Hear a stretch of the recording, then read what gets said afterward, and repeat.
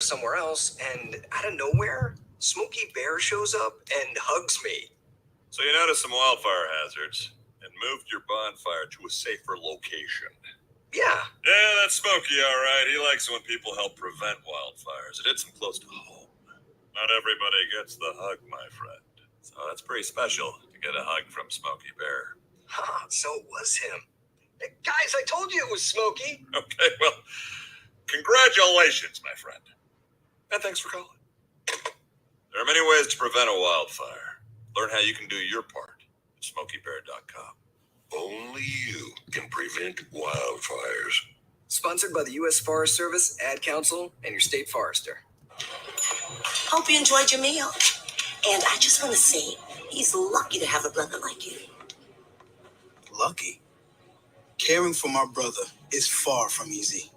Waking up every day, lifting him from the bed to the wheelchair to the car to get him to therapy on time, it's no small task between the doctors and the diagnosis, but nothing can disable this love. This is my big brother, my hero. He's part of me, like my arms and legs, so I'll be his. See, there's no time for tired. This starts again tomorrow. He'll be waiting for me. I wake up for him.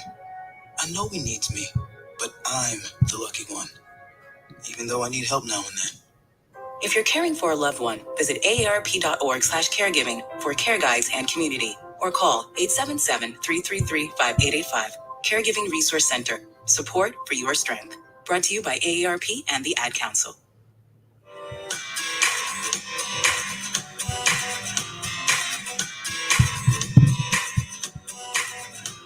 People get a different face and posting on their feed, they're super ugly. The things they say to them online are cruel and they're not true. So tell your friend, I'll stand up for you. Don't worry, I know what to do. Tell the world I see with an emoji to stop the bullies. Know someone who's being bullied online? Send the witness emoji. It looks like an eye in a speech bubble, and it's in the symbol section near the clocks in your phone. You'll let the world know it isn't cool, and you'll let your friend know you care. Learn more about the witness emoji at eyewitnessbullying.org. Brought to you by the Ad Council. It's the Worldwide Sports Radio Network.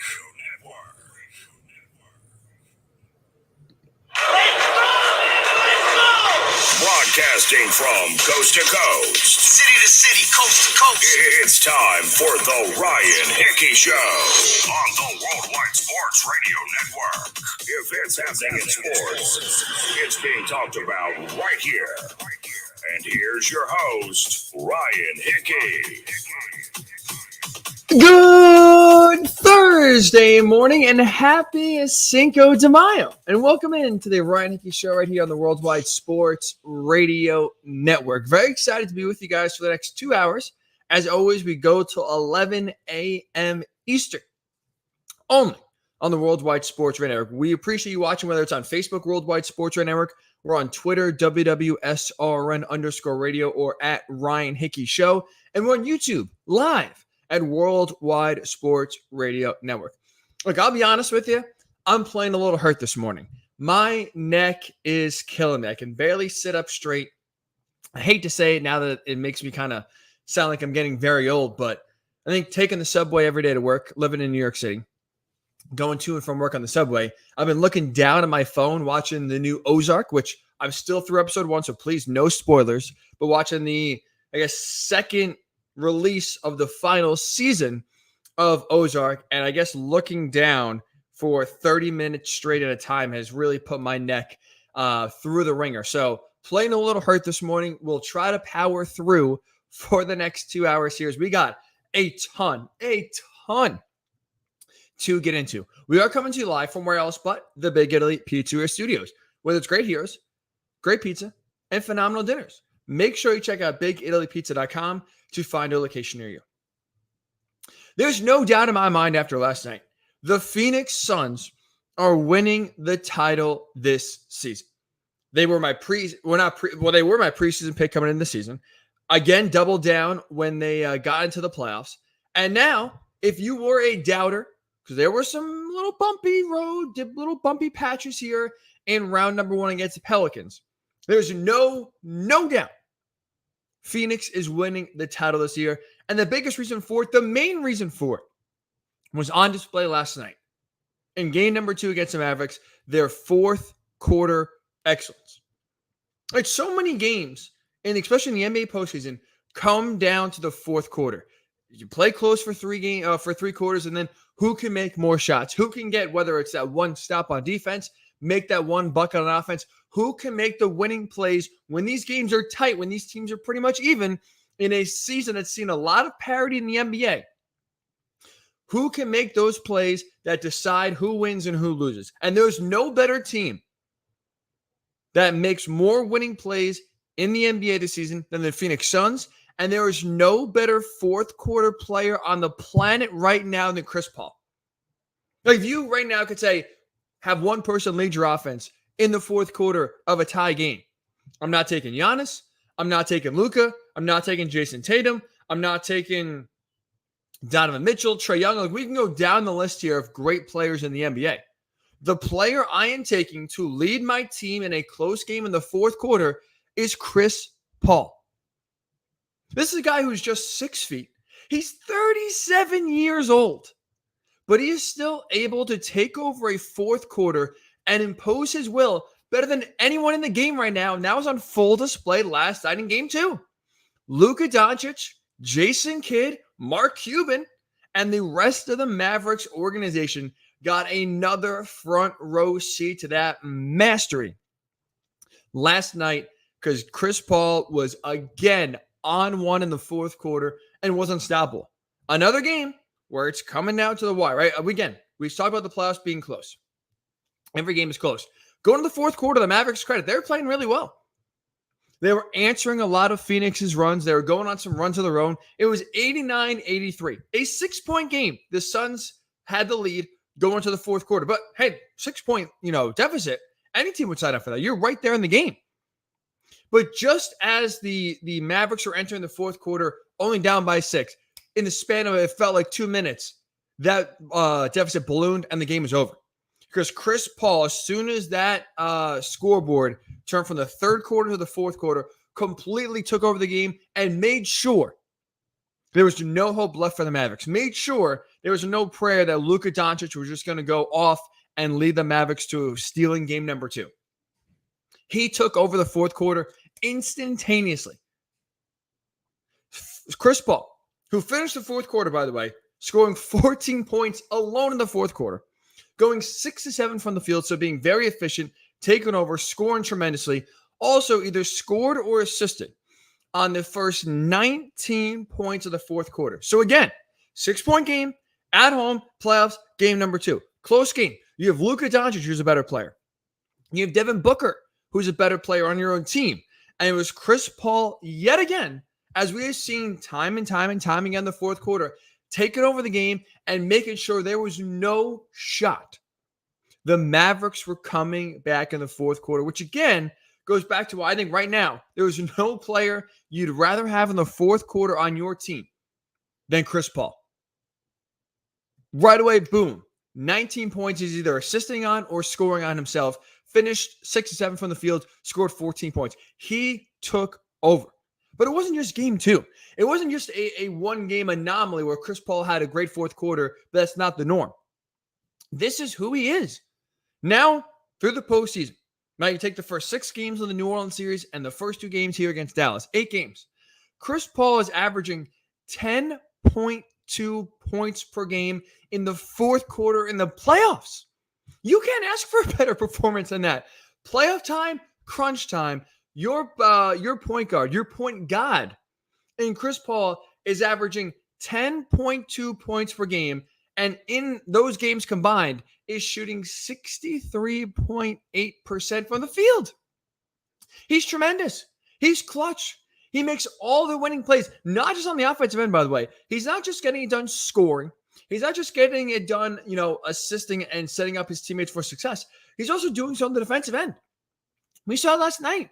scores a bucket, starts guarding Jalen Brunson full court, draws an offensive foul on Jalen Brunson. Boom, right away.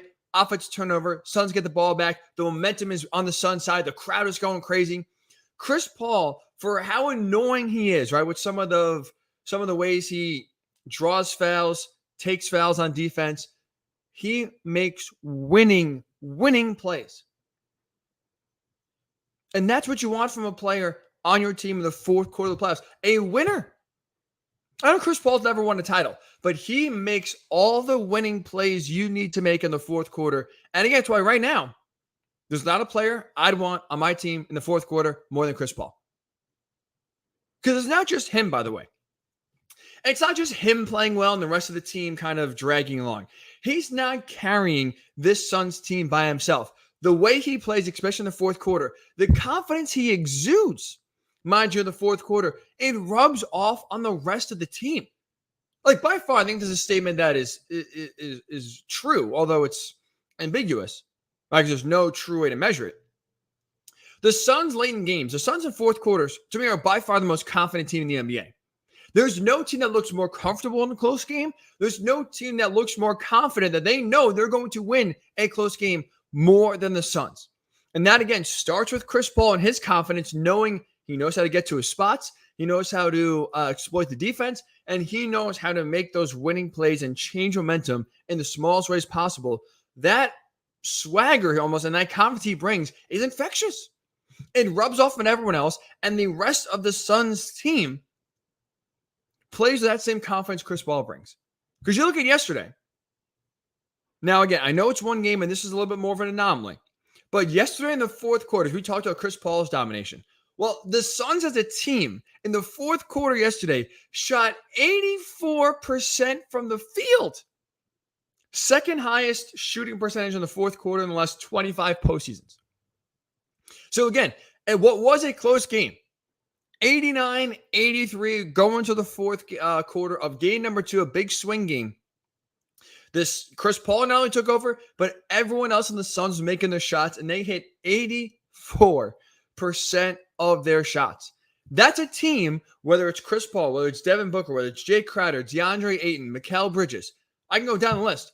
That's a team that's not afraid of the moment. That's a team that, again, when a big moment presents itself, whether it's a big shot, whether it's a big defensive stand, they are confident and they know they are going to make the play. Like, I get sure 84% is not sustainable and we're not going to see that again. Again, it's a reason why it's the second highest field goal percentage in the fourth quarter of a playoff game in the last 25 years.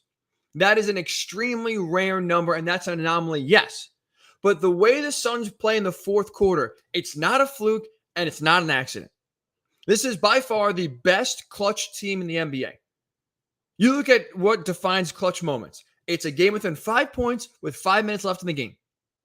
The Suns have played in 42 of those games that have finished that close. You know what the Suns' record is? In 42 games, a very large sample size. Over half of the games they have played have entered crunch time. The Suns are 33-9 this season in crunch time, in clutch time. That's the best in the NBA. 33-9 for over half of their games that end in close games, right? That 5 minutes left in the game was within 5 points. The Suns always know, hey, we got Chris Paul and we're going to win this game. They're 33-9, best record in clutch time. They shoot the highest field goal percentage as a team in clutch time in the NBA. They are confident. They know they're going to make their shots, and that happens. This team, again, if you had any doubts, because I know the first series is a little rough, Devin Booker's hamstring injury.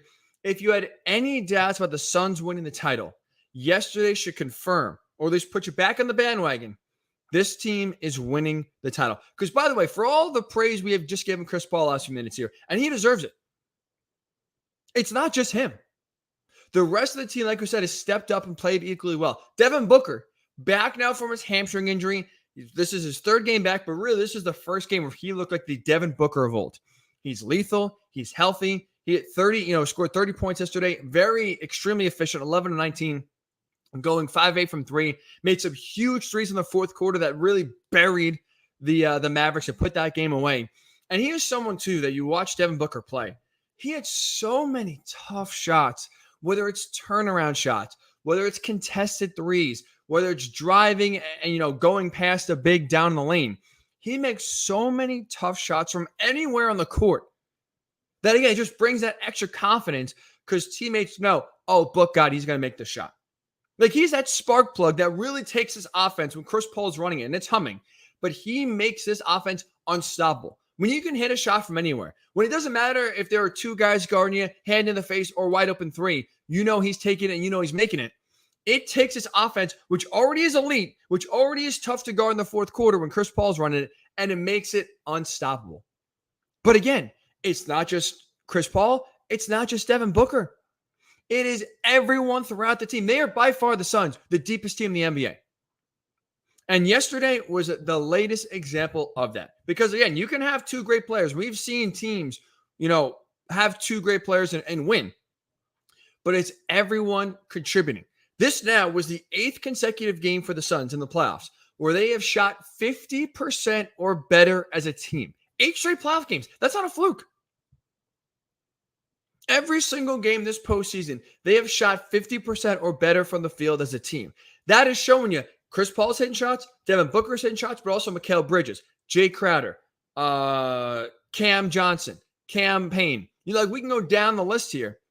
They get contributions 1 through 10. And they had the third string center in the game yesterday, Bismack Biyombo. He's making plays. This is by far the deepest team in the NBA. They set a franchise record for field goal percentage in the postseason yesterday, shooting 64% from the field as a team. They make their shots. They're confident. They make all the winning plays in the fourth quarter. So, again, I know there was some consternation. There was some concern. Oh, look at the Warriors. Look how well they played against the Nuggets. Oh, look at the Celtics blowing out the Nets. Oh, the Bucks, led by Giannis, the best player in the NBA. There's reasons to pick different teams to win the finals this year. Yesterday should serve as an example and a reminder, more importantly. The Suns are winning the finals because they are the best fourth quarter team, and they're led by the best player in the fourth quarter, Chris Paul. So if you jumped off the bandwagon, too late. Sorry. The train has left the station. Go jump onto the Boston bandwagon or the Milwaukee bandwagon or the Golden State bandwagon. The Phoenix Suns bandwagon has left the station. It is long gone, and it's too late to get in. Yesterday was the latest and really the final reminder. The Suns are winning the final. So I'm curious your thoughts here. Number one, is Chris Paul the best fourth quarter player in the NBA? Is there a player right now you would rather have leading your team in the fourth quarter of a close game than Chris Paul? My answer is no. He is masterful. He knows how to exploit defenses, and he just makes winning plays, shooting, passing, defending. I'll take him on my team any day.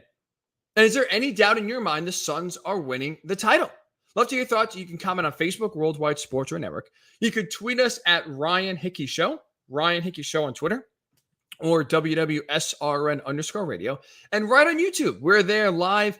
Just type in Worldwide Sports Radio Network on YouTube, and you can click on the live link and comment in there as well. Is Chris Paul the best player in the fourth quarter? We'll get your thoughts. And when we return, I want to stay in the Western Conference. Memphis Grizzlies, Golden State Warriors. Their series is tied 1-1. Should we be concerned about Golden State's offense? We'll discuss when we return. Listen to the Ryan Hickey Show on the Worldwide Sports Radio Network. It's the Worldwide Sports Radio Network.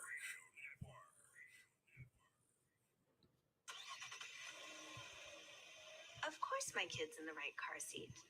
Well, I think he is. Yeah, my kid's in a booster seat. He was ready to move up. He is ready, right? Her car seat looks like the right size. There are probably rules on when to move up to a booster seat, aren't there? Rear facing, forward facing. I think I have it right. Car crashes are a leading killer of children 1 to 13. Are your children in the right car seat for their age and size? Don't think you know. Know you know.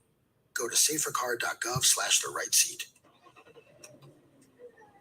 I know my child's in the right car seat, or else I wouldn't get in the driver's seat. Brought to you by the National Highway Traffic Safety Administration and the Ad Council. You don't usually get a stock tip from a 16-year-old, but I'm here to tell you about a different kind of stock. It's called Better Futures, a stock for social change that's not about making money.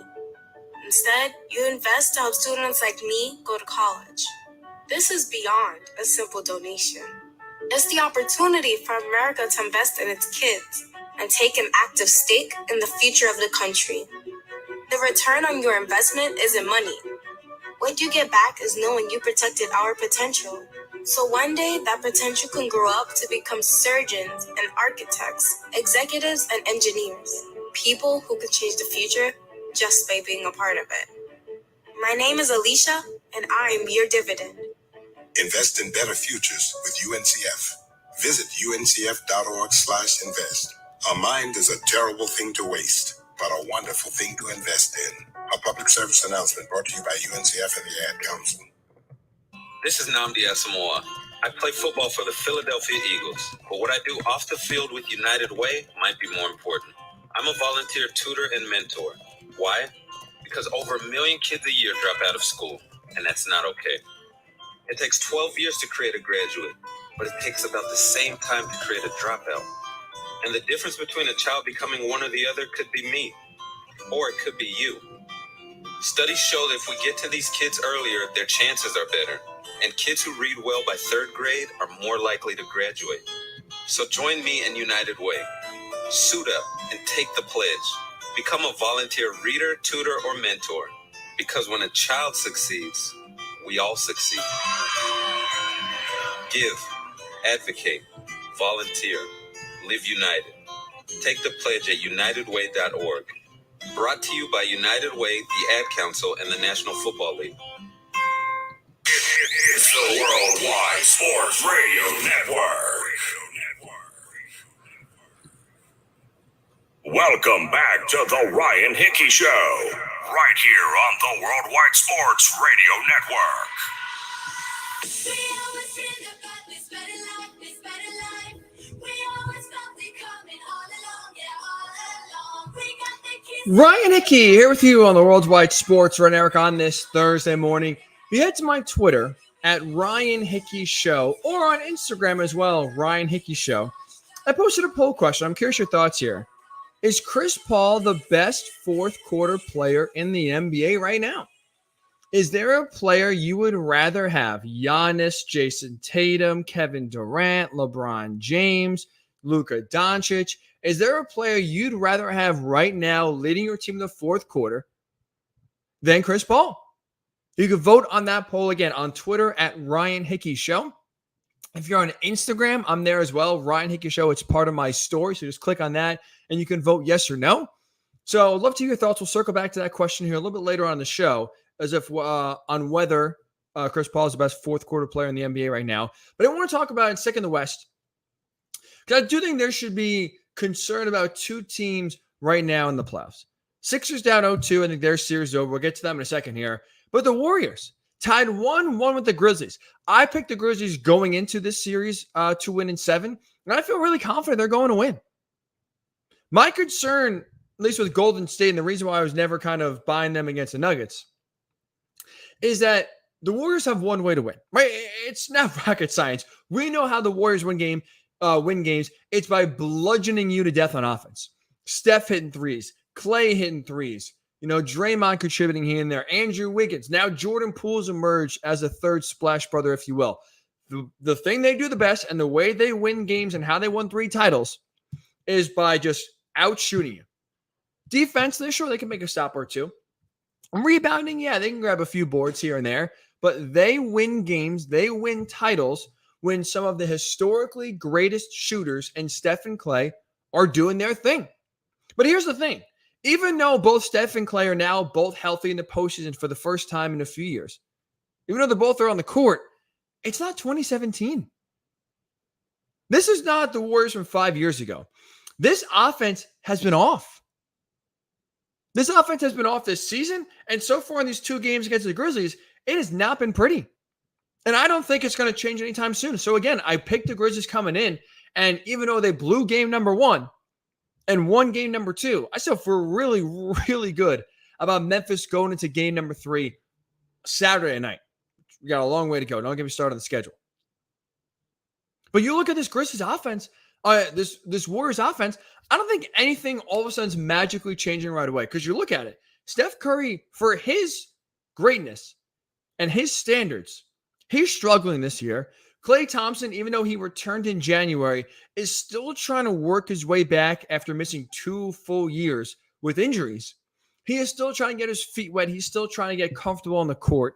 And even with Jordan Poole now really emerging as a go-to consistent scorer, for the Warriors to beat the Grizzlies, for the Warriors to have a chance against the Suns, they need Steph and Klay to be them old selves and to be their old selves really, really, really quick. And I don't think it's happening.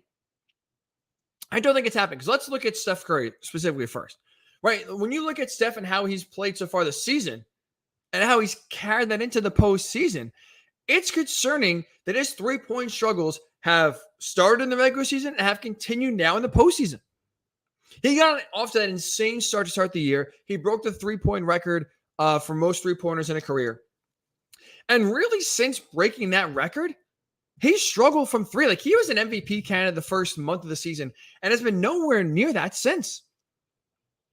He shot 38% from 3 this year, which most players would sign up for in a heartbeat. That's Hall of Fame worthy right there. But for Steph Curry, that is the lowest three-point field goal percentage in a full season in his career. 38% from 3. He's never shot in a full season, Steph, below 41% from 3.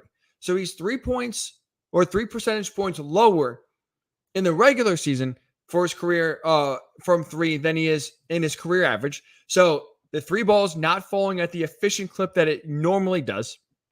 And the concerning part is that his 3-point, we'll call them struggles because the bar is so high for Steph Curry, those struggles have carried into the postseason. He shot 38% in the regular season. In the postseason so far through 6 games, he's shooting just 38.6%, or 7 games, excuse me. That's it. 38.6% from 3 for Steph Curry in the postseason. And you look so far in the 2 games he's played against the Grizzlies, he's not been very good. He's gone 3 of 11 from 3 and 5 of 12 from 3. Steph Curry, 3 of 11, 5 of 12. Golden State, for them to beat the Grizzlies, they need Steph to be his old self. They need to get him back to being that efficient 3-point shooter that's deadly. And not only has he not been that, I don't think that's magically happening anytime soon, because if you watch this series so far through the first 2 games, it's not like Steph Curry is being defended like Kevin Durant was in the first series against the Celtics, where everything's contested. Steph Curry has gotten numerous good looks. He has gotten a ton of open shots from 3, and he's not making them. Like, I'm picking the Grizzlies. I'm still feeling confident in them. But through the first 2 games, it's not like the Grizzlies have played great defense. The Grizzlies have not played very well, really, on the defensive end so far through the first 2 games of the season. They've allowed, or through the first 2 games of this series, they've allowed a ton of offensive rebounds. They've given up a million second chance opportunities for these deadly shooters. But the thing is, Steph has not converted. Steph has gotten open looks. He has gotten, windows where he can shoot threes, and normally 2015, 2017, 2018, he's making them. This year, he's not. He struggled for basically 3/4 of the year from 3, shooting 38%, and those struggles have still remained a constant in the postseason. And so with the way that the Grizzlies have defended Steph, or really, frankly, lack thereof at times, and he's still missing open shots, I don't think all of a sudden, Steph's going to wake up tomorrow and start shooting the lights out. I get it's dangerous to doubt a player as great as Steph Curry with so much playoff experience, so much playoff success, with a championship pedigree. I get what I'm doing is a dangerous game to play. I get it. But so far, through what I've seen, I don't think my eyes are lying to me. I am trusting what I'm seeing. Through the first 2 games, especially of this series against the Grizzlies, Steph has not been good. He's not been efficient. And I don't think that's changing, because when you're getting open shots and still missing them, it's something mechanics-wise, something injury-wise, or something mental. One of the 3. And I don't think just in the blink of an eye, he's going to go from This Steph Curry, which is, a career low in 3-point field goal percentage, to all of a sudden 2017, 2016 Steph Curry when he couldn't miss a three. I don't think we're seeing that change come overnight, which is why I don't think the Warriors are winning the series. They need Steph to be old Steph. Right now, he has not been. And without old Steph showing up, by the way, they could still get by if Klay Thompson, let's say, was picking up some of the slack. If his other splash brother was making the Grizzlies pay. But the reality is, too, with Steph struggling, Klay Thompson has been unable to shoulder the load. He has been just as inefficient. He has struggled just as mightily from three, if not worse, than what Steph has this year. Look at the first two games, again, in this series against the Grizzlies. Klay Thompson from the field has gone 5-19, 6-19. One of the all-time great shooters in NBA history has gone 2-12 from three, 3-10 from three. And similar to Steph, Klay is missing wide open shots.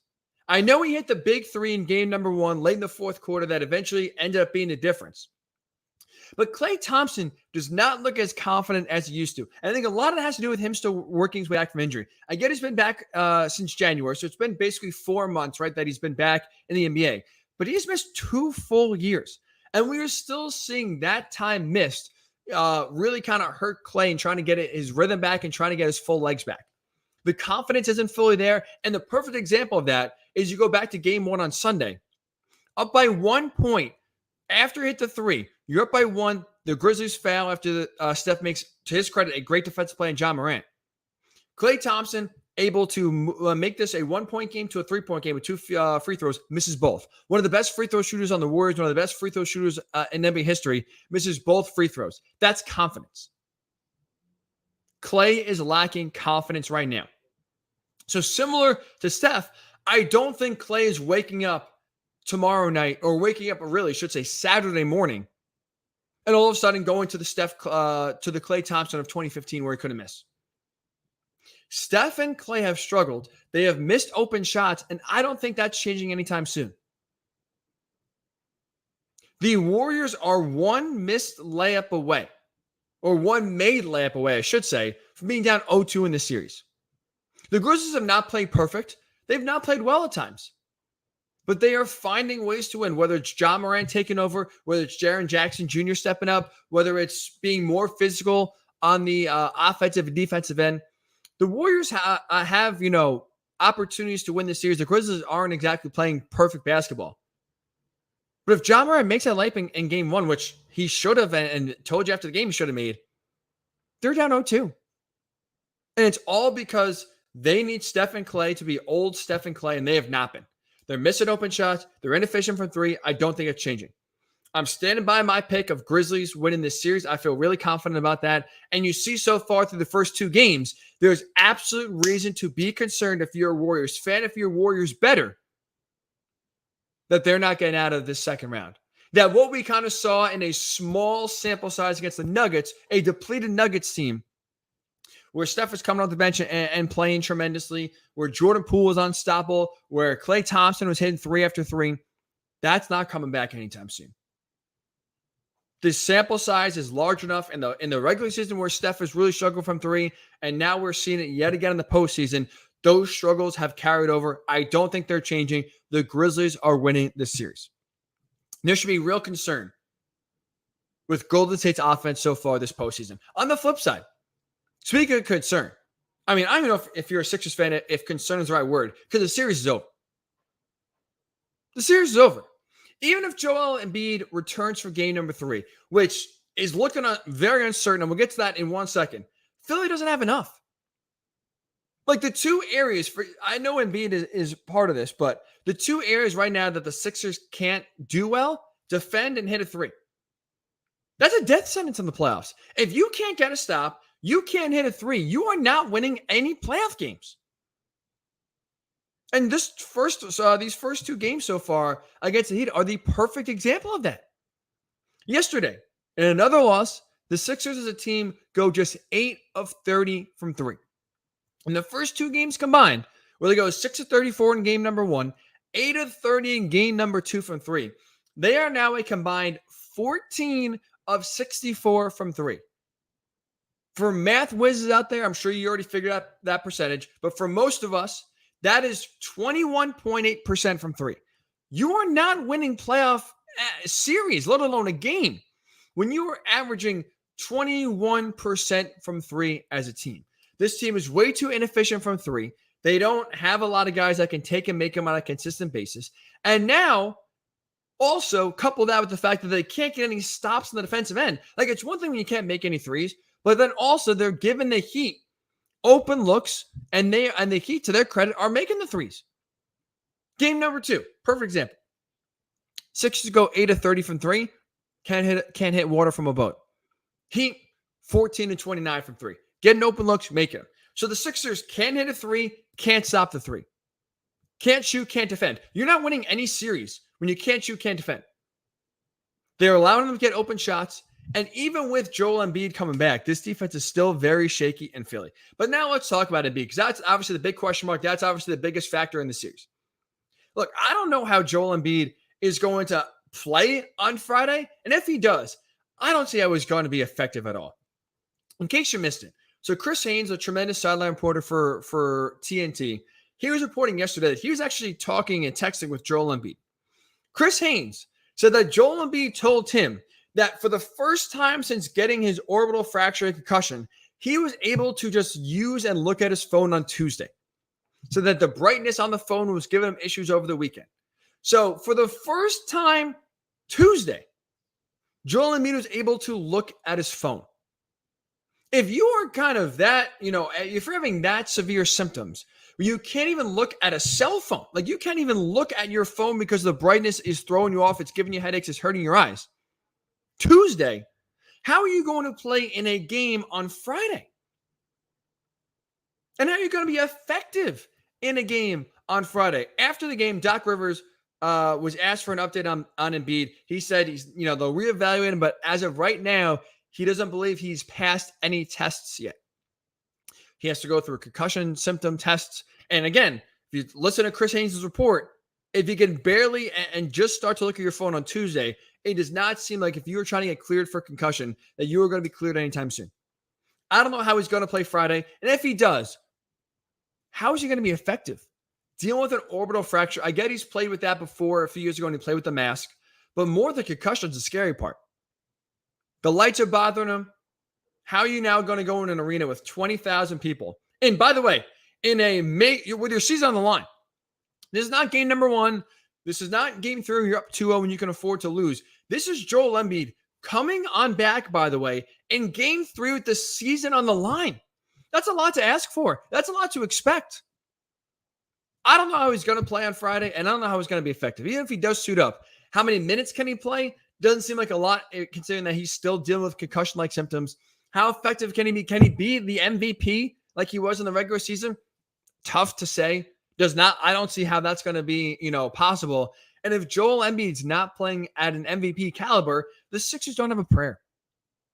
I get, you had, especially game 2, Tyrese Maxey had a great game. 34 points. He was the aggressor. He took over the game. Even with Tyrese Maxey playing a good game. Even with James Harden being, we'll say, better. I mean, he scored 20 points and took 15 shots. So at least he's being aggressive. At least he's starting to make some more shots. This Sixers team didn't have a chance. And the scary part of James Harden is that, sure, he scored 20 points and sure, he took more shots than he has in this postseason. In the second half, by the way, just 4 points. Just 1 of 5 from the field. He's gassed. He's winded. He's out of shape. That nightlife is starting to catch up to him. We are seeing James Harden past his prime. So out of his prime, James Harden, you have Joel Embiid, who arguably was playing MVP level basketball the entire season, still dealing with concussion-like symptoms, still not cleared, and according to Doc Rivers, at least up until last night, still has not passed any tests. I don't see how he's going to be able to play tomorrow, and I don't see how he's going to be effective enough to lead the Sixers to victory. I think the Sixers are toast. This series is over, but I want to hear your thoughts. Whether it's on Philly, is there any chance the Sixers, in your mind, down 0-2, dig out of this hole? And for the Warriors, Steph has been struggling from 3. Clay has been struggling from 3. Am I overreacting? Should there be real concern with Steph and Clay's struggles from 3 or you have faith that they'll figure it out, and you have faith that they'll get past the Grizzlies here in round number 2. Love to hear your thoughts. Facebook Worldwide Sports Radio Network. Twitter, you could tweet me at Ryan Hickey Show. Also, check out our poll on Twitter. Is Chris Paul the best fourth quarter player in the NBA? Yes or no? Also on Instagram, Ryan Hickey Show. We're also live on YouTube, Worldwide Sports Radio Network. When we return, free agency is basically over. The draft is come and gone. 2 quarterbacks. By this point, we thought would be off their teams. Jimmy G with the 49ers, Baker Mayfield with the Browns. Well, they're still there. Forget about what's best for Jimmy G and what's best for Baker Mayfield. I want to look at it from the team perspective. What should the Browns do with Baker? What should the 49ers do with Jimmy G? I have answers when we return. Listen to the Ryan Hickey Show on the Worldwide Sports Radio Network. It's the Worldwide Sports Radio Network.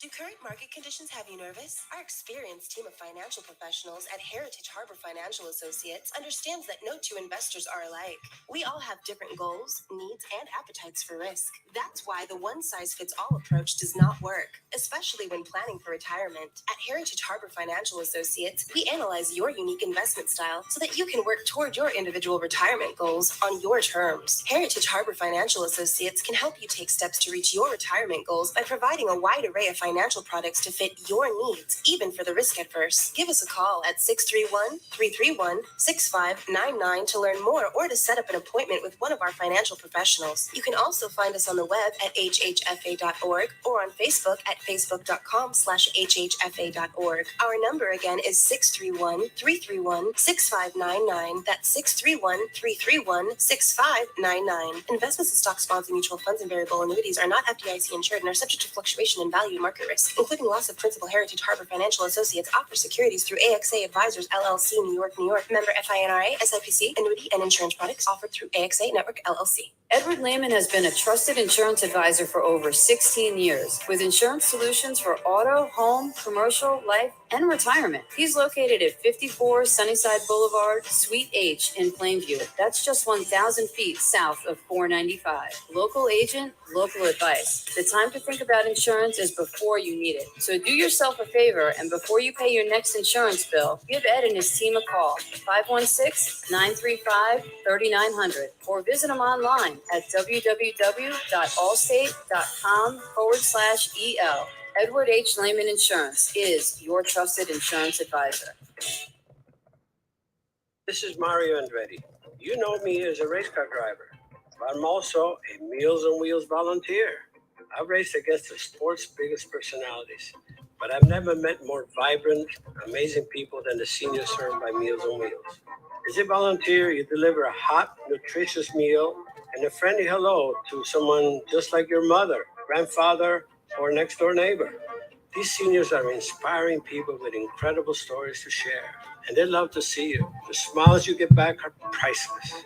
Delivering with Meals on Wheels is easy, and you don't have to drive like me for it to be quick. You can volunteer your lunch break once a week or just once a month. With 1 in 6 seniors facing hunger and many more living in isolation, your lunch break can make a real difference. So, America, let's do lunch. Volunteer your lunch break at americaletsdolunch.org. This message brought to you by Meals on Wheels America and the Ad Council. It's the Worldwide Sports Radio Network. Welcome back to the Ryan Hickey Show, right here on the Worldwide Sports Radio Network.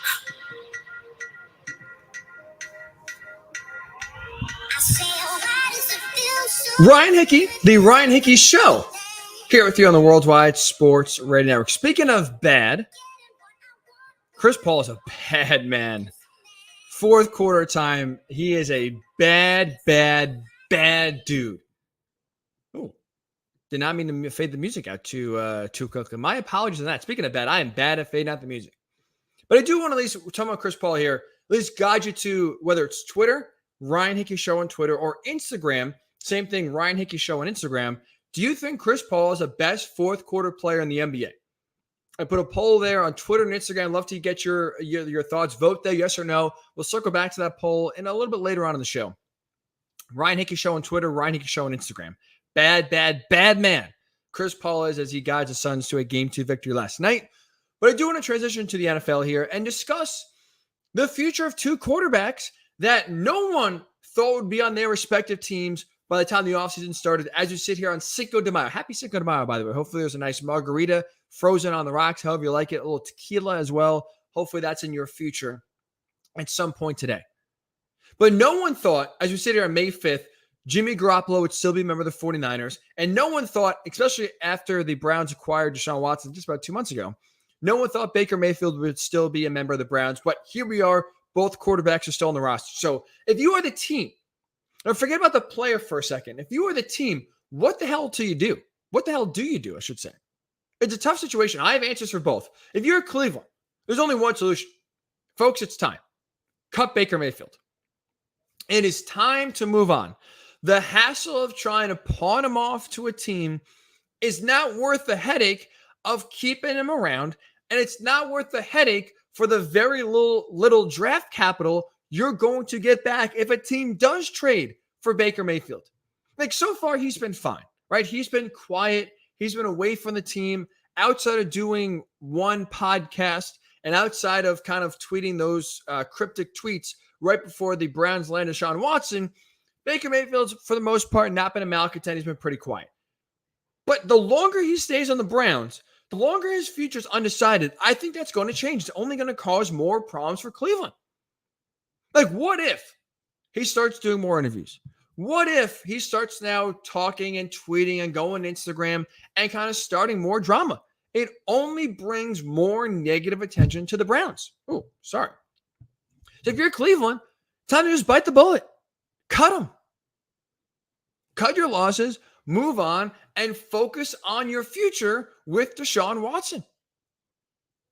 Like, it's kind of almost like, I hate to use the relationship analogy because I feel like sometimes it's so overused, but that's really the best thing I could think of is because, look, the Browns and Baker are having a divorce. But for the Browns' perspective, in the breakup, they found what is the perfect partner for them.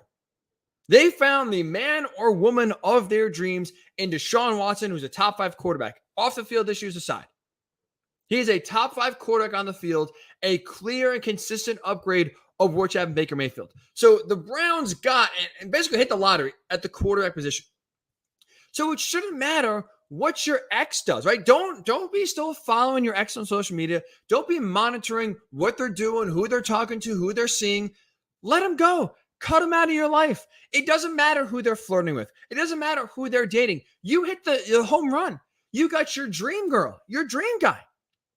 So it doesn't matter who your ex is dating because there's no one like that. Replacement in Deshaun Watson is way better than anything you had in your ex, which is now Baker Mayfield. So let Baker go where he wants to go. Cut him. Have him pick his destination. It doesn't matter.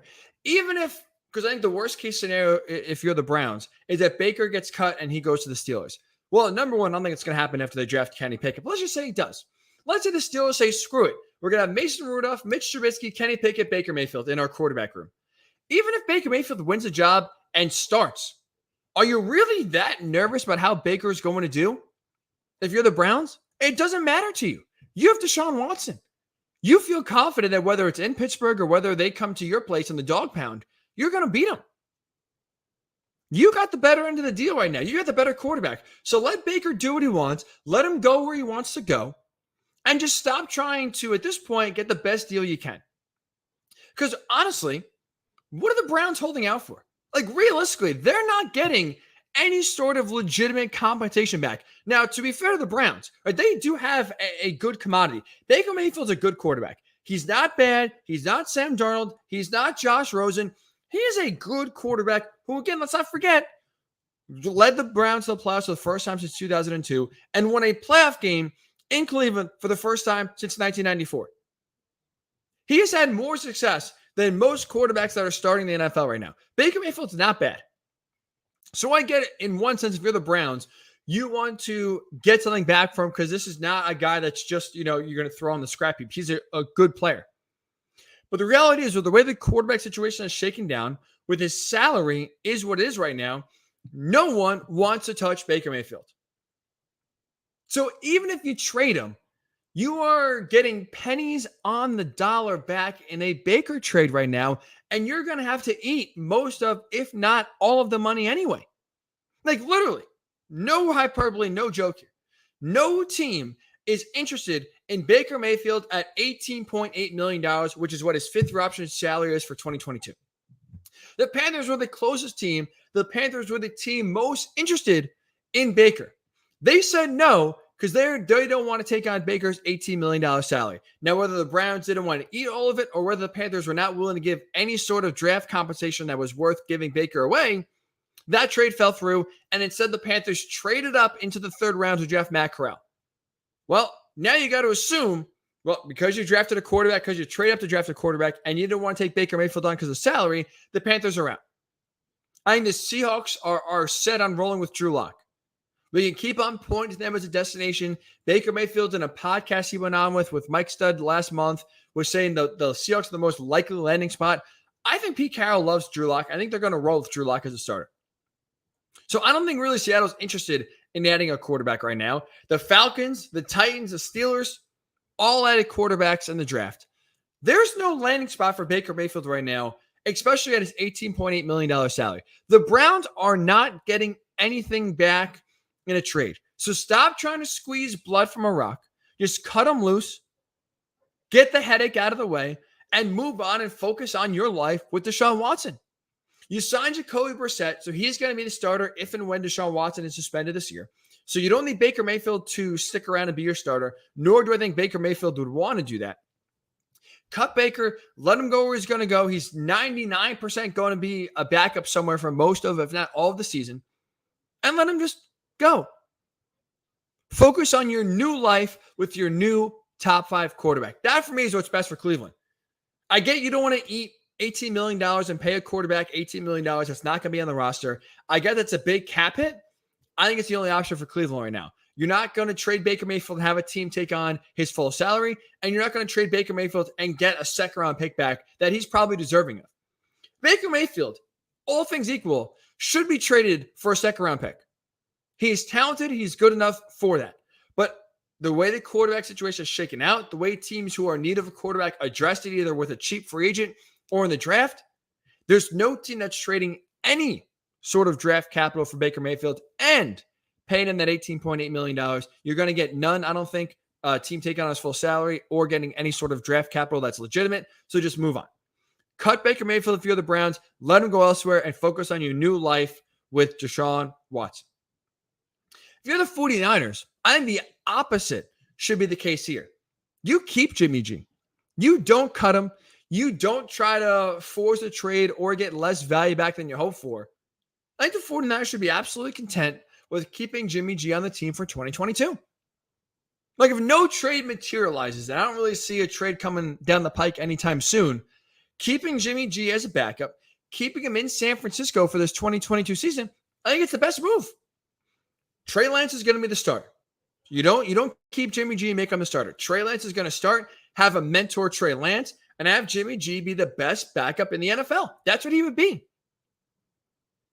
And for, Jimmy G, you could argue it's one of the best plans for your career. Where's he going? Honestly, sit back. Tell me a team right now that he is going to get traded to and be the starter week number 1. He's not going anywhere to be a starter. So if you're John Lynch, the GM, I'm not saying don't take any phone calls. Sure, if a trade materializes, great. Do it. If the Panthers wake up tomorrow and Matt Rule says, oh man, I got Sam Darnold, he stinks.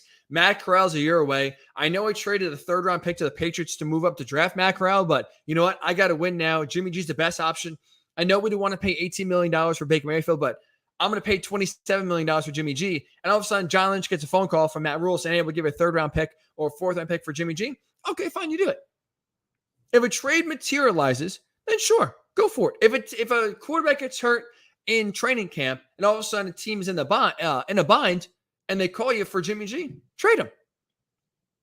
But if no trade comes about, if no teams are interested in Jimmy G, no reason to cut him. You keep him. You absolutely keep him. Now, I don't think a trade is coming down because, again, we just talked about how no team wants to trade for Baker Mayfield and his $18 million salary. Jimmy G is getting $27 million this year. $27 million. So if no team's trading for Baker at $18 million, I don't think there's a shot in hell that a team is trading for Jimmy G at $27 million for this season. But the reason why you don't cut him, the reason why you keep him and have him mentor Trey Lance to be a backup is because unlike Cleveland and Baker, there's not a fractured relationship between Jimmy G and the team. Right? I think it's toxic. I think it only does the Browns more harm than good to keep Baker Mayfield on the team, even though he's not at the facility. It's just more of a distraction by keeping him on the team because every day people are questioning and wondering, oh, wow, what's Baker going to do? Deshaun Watson could be suspended. Should they bring Baker back? Those questions and that discussion is nonsense. You're not bringing Baker Mayfield back. There's no chance in hell he's returning to the team or wanting to play for the Browns. Just cut your losses, move on. But for the 49ers, there is no contention there, or at least on the surface, between Jimmy G and the 49ers. I do think he'd be fine with sitting there with Trey Lance. Maybe not the happiest person in the world that, hey, the guy that, he now in Trey Lance is starting over him. I'm sure he's not going to be the most happy that Trey Lance is taking his role a year later. But you're looking for Jimmy G. If you want to start, and in this beginning of this offseason, if you remember, he had his closing press conference. He was asked about his future. We thought at the time when the season ended, it was a foregone conclusion he'd be traded. He said he wants to be with a winning organization this year. Now it's his goal. He wants to go somewhere where he can compete for the job and compete to make the playoffs. Well, if you're Jimmy G, you see the landscape right now of the quarterback situation in the NFL. There's no landing spot for you. There's no even starting spot for you. Again, the closest team you could point to and say he could go there and start is the Seahawks. The 49ers are not trading Jimmy G in division. And again, I think Pete Carroll is smitten with Drew Lock. I think he loves Drew Lock. I think he envisions winning 10 games with Drew Lock. So I don't think even Pete Carroll has any interest in trading for Jimmy G. There's no team that has their eye on the playoffs that's trading for Jimmy G. There's no bad team that's even right now going to trade for Jimmy G. So anywhere he goes, again, barring an unforeseen injury, because it's hard to predict those and they are very rare, outside of Teddy Bridgewater blowing out his knee, unfortunately, in a freak training camp accident, there's not many times where a starting quarterback gets hurt in the preseason. Barring an extremely rare occurrence, there's no market for Jimmy G. There's nowhere he's going to start. So if you're Jimmy Garoppolo, I think it behooves you to stay in San Francisco, stay within the system that you know, and take a gamble that Trey Lance either gets hurt or struggles as inefficient. You're not rooting for that. But if he does struggle, this is a Super Bowl caliber roster. I do wonder if John Lynch and Kyle Shanahan would pull the plug on Trey Lance and go back to Jimmy G. And if he gets hurt, obviously then Jimmy G is going to play. But if you're Jimmy Garoppolo right now, your best option, I think, is staying in San Francisco. You know the system. There's nowhere else you're going to go that's going to be a starter. There's nowhere else you're going to go that you're going to play and compete for a Super Bowl. So stay where you are. This is your last year of your deal and see what free agency looks like next year. But if you're looking at it from a team perspective, which I want to look at it from this prism, right? We've talked about it. What's best for Jimmy G from his perspective? What's best for Baker Mayfield from his perspective? I look at this from the team perspective. What is best for the team? What should the team do? How should they handle their quarterback situation going forward? Because neither, I bet you, the 49ers nor the Browns thought on May 5th they would still have those two quarterbacks respectively on their rosters. If you're the Browns, I think the solution is simple. You cut Baker Mayfield. Cut your losses, move on, and start worrying about your life with Deshaun Watson. If you're the 49ers, I think you keep Jimmy G. Keep him on the roster. If a trade materializes later on in the offseason or in training camp, okay, fine, make the trade. But I think it makes sense for you to keep Jimmy G on the roster. Don't cut him. Have him be the backup. Have him mentor Trey Lance. So I'm curious your thoughts here. Are you with me? Should the Bakers cut Baker Mayfield? Oh, should the Browns, let's try that again, cut Baker Mayfield? Or do you think they should hold out and trade him for as much as they possibly can, whether that's in training camp or hell, whether that's in season? Maybe if a team panics, whether their quarterback gets hurt or struggles, should they keep Baker Mayfield in the hopes of eventually cashing in big time in a trade? Or should they cut him right now? For the 49ers, what should they do with Jimmy G? Should the 49ers hold on to their $27 million quarterback and have him be a backup? Or should they trade him as well? Love to get your thoughts. Facebook, Worldwide Sports Radio Network. That's where you can find us. You can tweet me at Ryan Hickey Show. Ryan Hickey Show on Twitter. And on YouTube, we're there, Worldwide Sports Radio Network. When we return, the Tennessee Titans, this time last week, made a very shocking trade in moving A.J. Brown to the Eagles. Is it time for them to tear it down? Should they hit the reset button and enter a rebuild? We'll discuss when we return. Listen to the Ryan Hickey Show on the Worldwide Sports Radio Network. It's the Worldwide Sports Radio Network.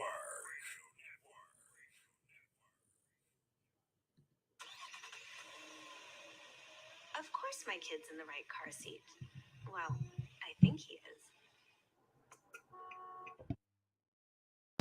He was ready to move up. He is ready, right? Her car seat looks like the right size. There are probably rules on when to move up to a booster seat, aren't there? Rear facing, forward facing. I think I have it right. Car crashes are a leading killer of children 1 to 13. Are your children in the right car seat for their age and size? Don't think you know. Know you know. Go to safercar.gov/the right seat. I know my child's in the right car seat, or else I wouldn't get in the driver's seat. Brought to you by the National Highway Traffic Safety Administration and the Ad Council. You don't usually get a stock tip from a 16-year-old, but I'm here to tell you about a different kind of stock. It's called Better Futures, a stock for social change that's not about making money. Instead, you invest to help students like me go to college. This is beyond a simple donation. It's the opportunity for America to invest in its kids and take an active stake in the future of the country. The return on your investment isn't money. What you get back is knowing you protected our potential. So one day, that potential can grow up to become surgeons and architects, executives and engineers, people who can change the future just by being a part of it. My name is Alicia, and I am your dividend. Invest in better futures with UNCF. Visit uncf.org/invest. A mind is a terrible thing to waste, but a wonderful thing to invest in. A public service announcement brought to you by UNCF and the Ad Council. This is Nnamdi Asamoah. I play football for the Philadelphia Eagles, but what I do off the field with United Way might be more important. I'm a volunteer tutor and mentor. Why? Because over 1 million kids a year drop out of school, and that's not okay. It takes 12 years to create a graduate, but it takes about the same time to create a dropout. And the difference between a child becoming one or the other could be me, or it could be you. Studies show that if we get to these kids earlier, their chances are better. And kids who read well by 3rd grade are more likely to graduate. So join me in United Way. Suit up and take the pledge. Become a volunteer reader, tutor, or mentor. Because when a child succeeds, we all succeed. Give, advocate, volunteer, live united. Take the pledge at unitedway.org. Brought to you by United Way, the Ad Council, and the National Football League. It's the Worldwide Sports Radio Network. Welcome back to the Ryan Hickey Show, right here on the Worldwide Sports Radio Network.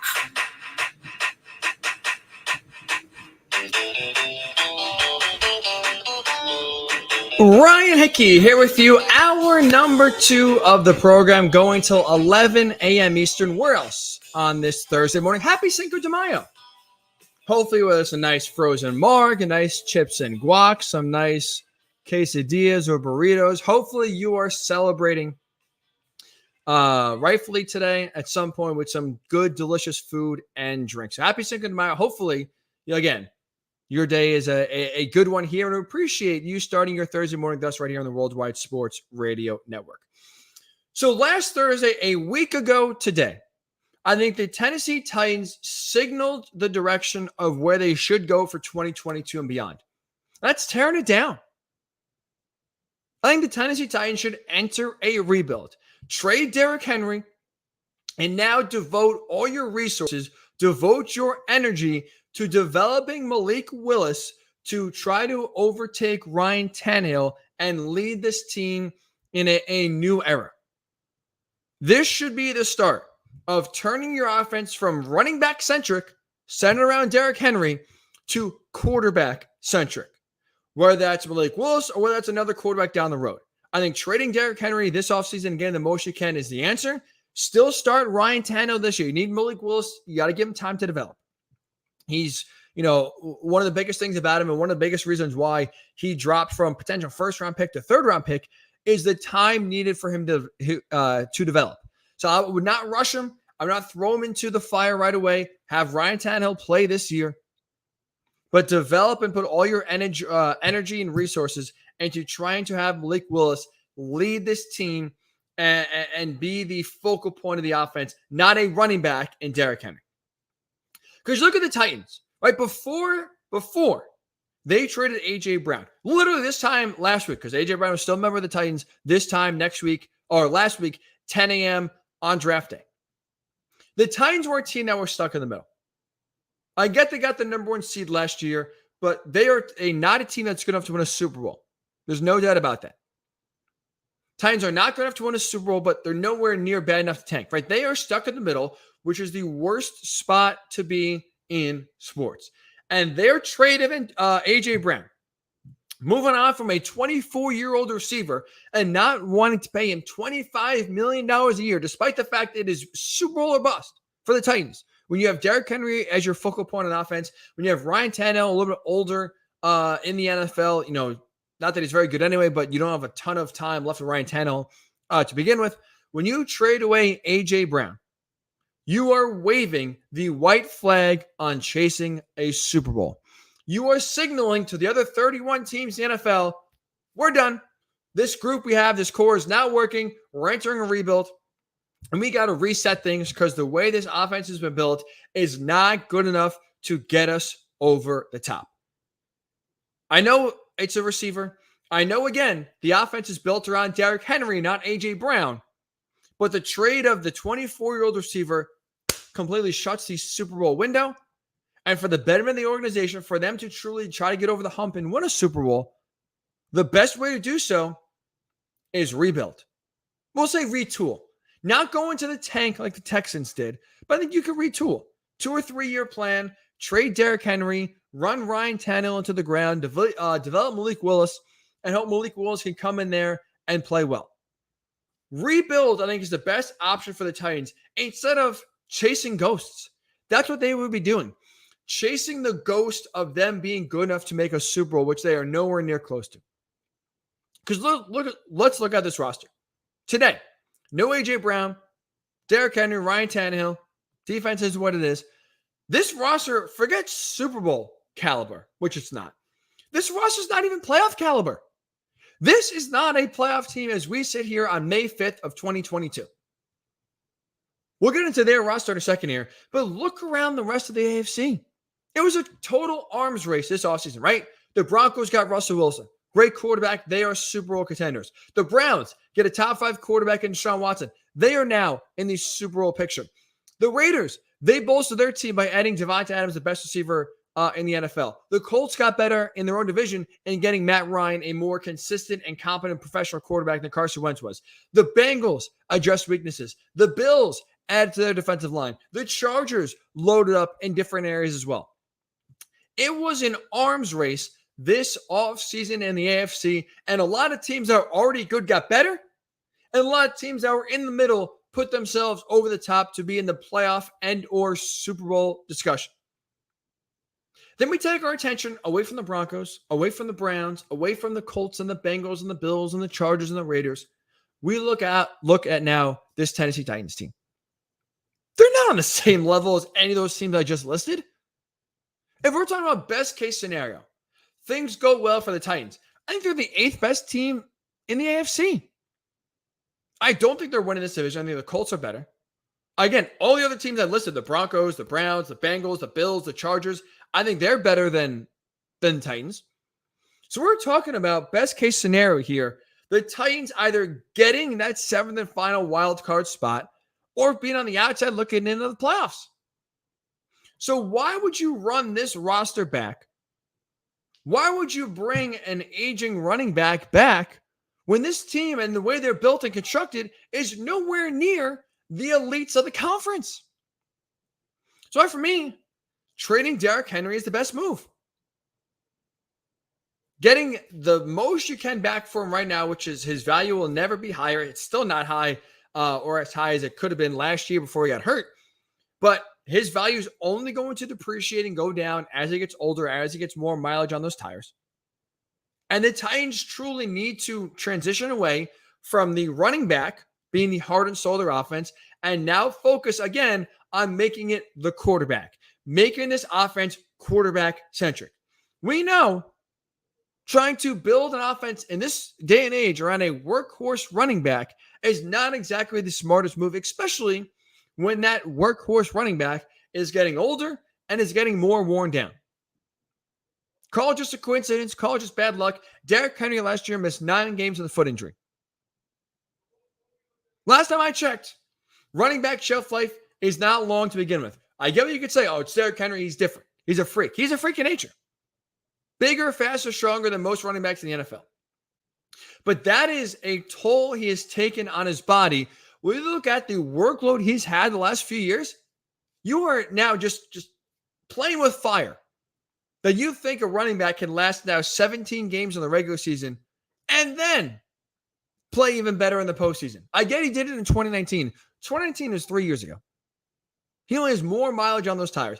Derrick Henry, 2 out of the last 3 years, led the NFL in carries. This past year, I just mentioned, he missed 9 games this year with the foot injury, despite the fact that he only played in 8 games this year in the regular season. Derrick Henry finished 10th in the NFL in carries. He was top 10 in carries despite playing literally less than half the season. The Titans have run him into the ground. And now at 28 years old, coming off of an injury, coming off of a workload the last 3 years, where 2 of the last 3 he's led the league in carries. And this past year, even though he missed half the year, still top 10 in carries. He has a lot of wear and tear on his body. And I don't think it's sustainable to ask Derrick Henry to carry the offense the way he's been asked to the last 3-4 years. So if you're the Titans, again, when you were not in the elite class of the AFC, where your offense is built on a running back, which again, playing the odds which I am, that's not sustainable. That's not how you win games. And running backs, quicker more than any other position, age. Get hurt, fall off a cliff. So would you rather run Derrick Henry into the ground the next 2 years, run him through his contract, hoping to win the division and make the playoffs? Or would you rather say, screw hope, we are taking control of our future, trade Derrick Henry, develop Malik Willis, and turn this offense from running back centric to quarterback centric? Trade your most valuable asset, get draft picks back, maybe get a player back, and start to build this roster in a way that can actually compete with teams like the Broncos, with teams like the Chiefs, teams like the Browns. Because I don't think the Titans can. Forget about just being running back centric. We know for a fact Ryan Tannehill has a very low ceiling. He can't play well when asked to, especially the playoffs. Look, I know he won 2 playoff games in 2019. Look at Ryan Tannehill's stats in those postseason games. He completed less than 10 passes in each. They didn't ask him to throw the ball. They didn't want him throwing the ball. Even when the Titans won games, it was in spite of Ryan Tannehill, not because of. So Ryan Tannehill in the postseason is garbage. He can't play well in the postseason. He can't carry this offense. And even though I know what you're going to say, Ryan, they went 6-3 without Derrick Henry this year in the 9 games he missed. I get it. Look at the schedule. The Rams was a very impressive win the first game. Other than that, and the reason why they won that game, by the way, is not because Ryan Tannehill, because Matthew Stafford threw 2 awful picks, one for a pick 6 and another one deep in his own end.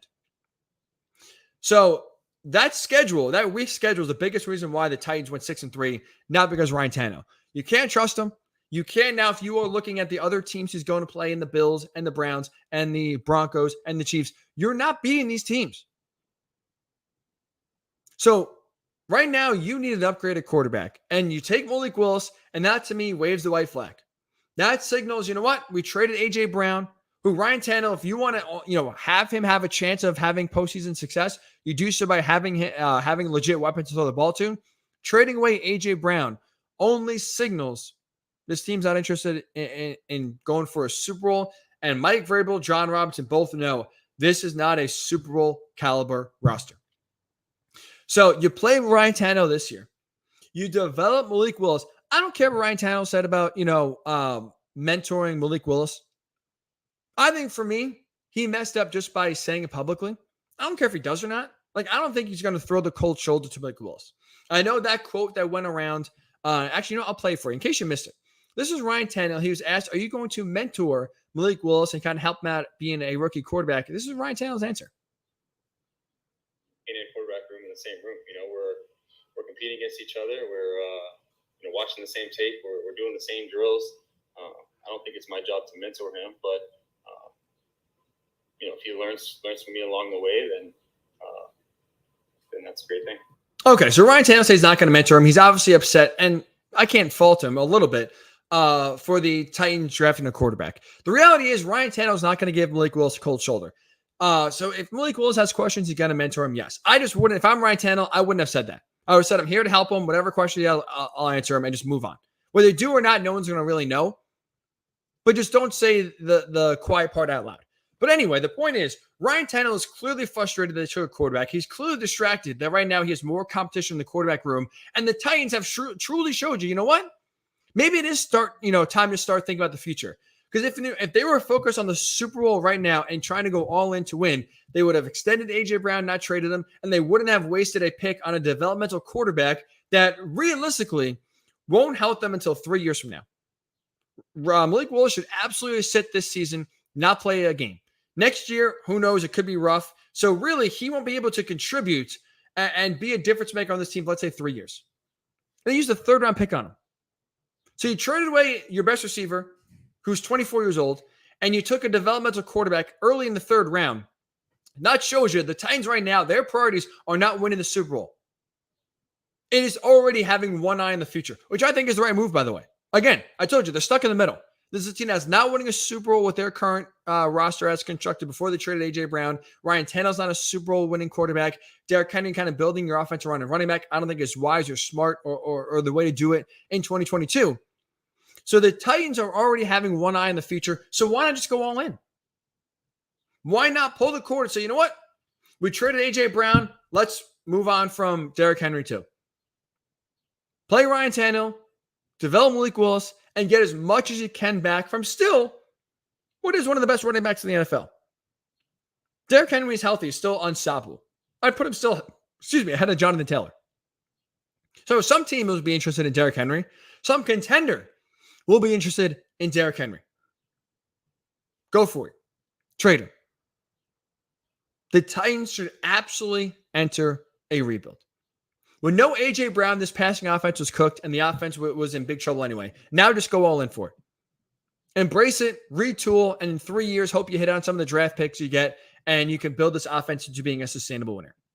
The last thing I'll say, because I know the argument you can make, well, Ryan, the Titans were not the only team to trade their star wide receiver. Look at the Chiefs. Look at the Packers. They traded better receivers than A.J. Brown. Why aren't you telling them to rebuild? Very simple. Those teams are different than the Titans. The Chiefs trading Tyreek Hill, the Packers trading Devonta Adams is way, way different than the Titans trading A.J. Brown. The Chiefs have Patrick Mahomes. The Packers have Aaron Rodgers. Now, I'll say this. I don't think the Packers are Super Bowl contenders this year. I don't. I think the Rams are clearly better. I think the Buccaneers are clearly better. I think one of those two teams, I'm picking the Rams, but them or the Buccaneers are going to the Super Bowl from the NFC. I'm not putting the Packers in that conversation. With that said, though, the Packers still have Aaron Rodgers. They're still going to win double-digit games, and they're still going to be in the conversation. The Chiefs have Patrick Mahomes. Those quarterbacks can make up for lesser talent around them. Aaron Rodgers can make whatever receivers they have around him better. Patrick Mahomes can make whatever receivers he has around him better. You can't say that about Ryan Tannehill. So you can take a four-string receiver, plug him with Patrick Mahomes, and have success. You can take Christian Watson, a developmental wide receiver out of North Dakota State. You could take him in the second round. You could throw him into the fire and try to have him sort of be basically your number one wide receiver. That's what he's going to be. And you can have success immediately. You look at Ryan Tannehill, whether it's Nicholas Westbrook-Akina, whether it's Robert Woods, Ryan Tannehill's not making those receivers any better than they already are. Ryan Tannehill is not elevating the team around him. It's vice versa. He needs a team around him to elevate him. So losing a wideout is, even though he's a lesser player, right? A.J. Brown is not as good as Devontae Adams. He's not as good as Tyreek Hill. So even though he's a lesser receiver, it has a bigger impact on the Titans because Ryan Tannehill cannot elevate this team. So it is a way, way bigger loss for Tennessee losing A.J. Brown than the Packers losing Devontae Adams and the Chiefs losing Tyreek Hill, because those two quarterbacks in Kansas City and Green Bay can make up for the loss and make receivers around them better, but Ryan Tannehill absolutely cannot do that. He needed A.J. Brown to make him better, and now losing A.J. Brown, Ryan Tannehill is making no one around him better.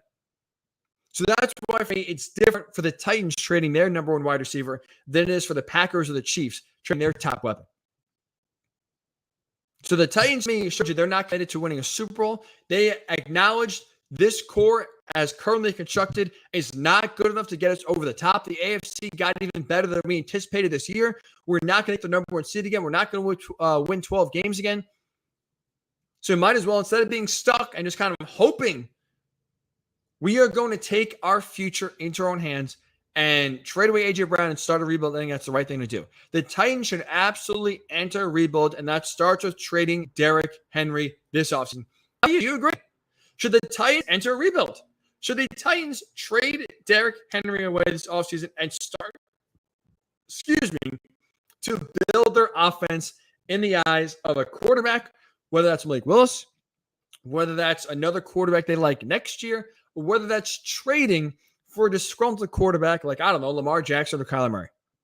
Is it time for the Titans to hit the reset button and trade Derrick Henry?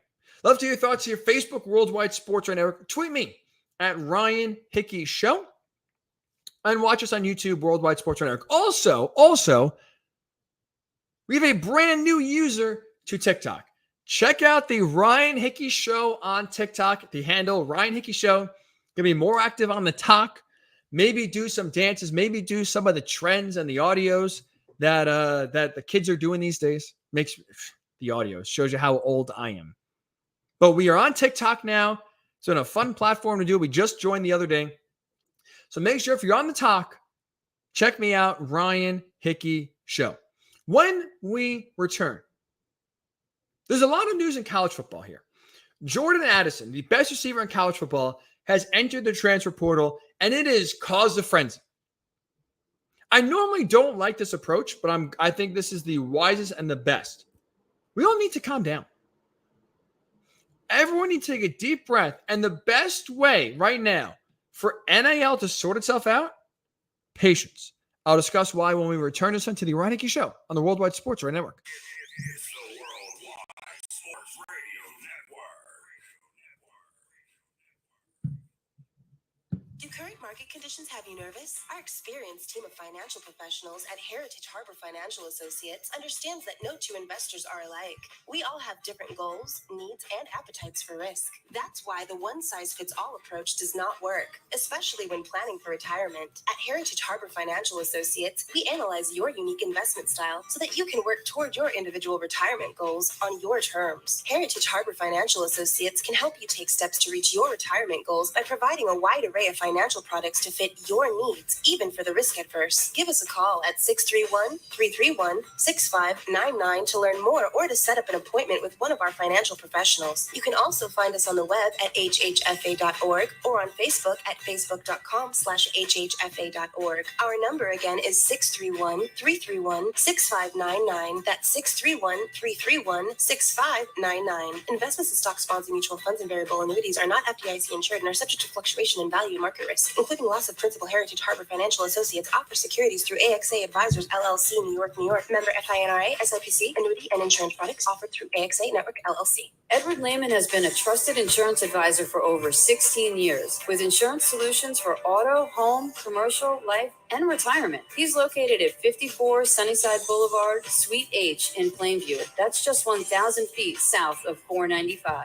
Local agent, local advice. The time to think about insurance is before you need it. So do yourself a favor, and before you pay your next insurance bill, give Ed and his team a call, 516-935-3900, or visit them online at www.allstate.com/EL. Edward H. Lehman Insurance is your trusted insurance advisor. This is Mario Andretti. You know me as a race car driver, but I'm also a Meals on Wheels volunteer. I've raced against the sport's biggest personalities, but I've never met more vibrant, amazing people than the seniors served by Meals on Wheels. As a volunteer, you deliver a hot, nutritious meal and a friendly hello to someone just like your mother, grandfather, or next door neighbor. These seniors are inspiring people with incredible stories to share, and they love to see you. The smiles you get back are priceless. Delivering with Meals on Wheels is easy, and you don't have to drive like me for it to be quick. You can volunteer your lunch break once a week or just once a month. With 1 in 6 seniors facing hunger and many more living in isolation, your lunch break can make a real difference. So, America, let's do lunch.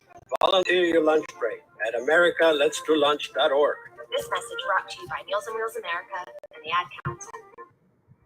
Okay, Simon, what are you wearing right now? Nothing. That's right. And what do people normally wear? Clothes. Exactly. So now Mommy's going to teach you how to dress yourself. Clothes keep us warm, they look good, and if we go out without them, the neighbors will talk. So it's important to know how to get dressed. Here's how it's done. Underwear always comes first, name tag at the back, then pants, then shirt. Get the first button in the right hole, or you have to start all over. If you're wearing a tie, it goes over, round, through, and pull tight. Tuck your shirt into your pants and zip up your flap. Socks going first, then shoes right on right, left on left. With shoelaces, just take the ends, cross them over, switch the loop. The rabbit goes down the hole, pull tight, and you're left with bunny ears. I love bunnies. Good to know. Now remember, spots don't go with stripes, socks don't go with sandals, and if you've tucked in your shirt, wear a belt. Got it? Why are your pants on your head? Most parenting is hard to do in just 2 minutes. But spending just 2 minutes twice a day making sure they brush their teeth is easier and could help save them from a lifetime of tooth pain. For fun 2-minute videos to watch while brushing, visit 2min2x.org.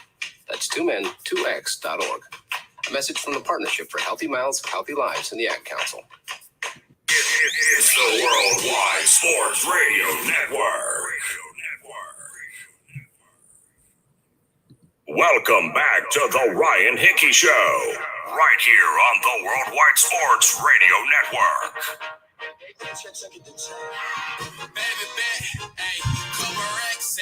And welcome back into the Ryan Hickey Show with you on the Worldwide Sports Radio Network. I want to get into the Jordan Addison entrance to the transfer portal and kind of NIL if it's out of control.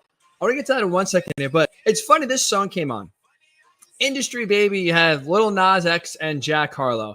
Jack Harlow's been in the news this week. If you haven't seen it, on Sunday of Game 1 between the Celtics and the Bucks, he was there. He was courtside. And ABC had a fun, or ESPN had a funny clip. One of the referees, Scott Foster, was on the court, and as they're introducing some of the celebrities at Celebrity Row there at TD Garden in Boston, one of them was Jack Harlow. And Scott Foster, an older gentleman, 60s probably, goes, "Who the hell is Jack Harlow?" And that went viral, and that was very funny because he was just kind of questioning and kind of like asking what kind of celebrity, like who is this guy? Now, I will say, full disclosure, I have heard the name Jack Harlow a million times. I know who he, like, I know the name, I know the face. I'll be honest. Up until Sunday, I did not know he was an actor. Or an actor. Here I go. I did not know he's a rapper. I knew maybe some sort of singing. I wasn't sure if he was a singer/actor. I wasn't sure if he was just like a fashion designer, just someone famous. Like, that's the thing. People are now famous for just random things. I wasn't sure if he was just famous. I don't know. He's famous. I'll be honest, hand up. I am with Scott Foster here. I knew Jack Harlow, the name. I didn't exactly know the reason why he was famous. I actually didn't even know he sang in this song until Sunday. Love the song. I play it all the time. And I'll be honest, that kind of shows you where I am, how outdated I am, and how ignorant I could be at times for knowing and liking a song and not even knowing who sings. So myself and Scott Foster, I'll own up to it. Shows you sometimes how cultured or lack thereof I can be. But man, Jack Harlow is big news this week for some people, myself, including myself, not exactly knowing who Jack Harlow is and what exactly he does. But he's a rapper. He's very good at it. That song, Industry Baby, is a total banger.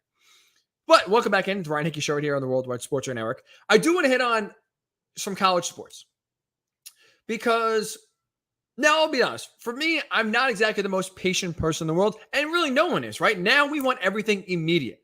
If my phone doesn't load a picture or video in 2 seconds, what are we doing? We're refreshing it. We're exiting it out, and we're clicking back in.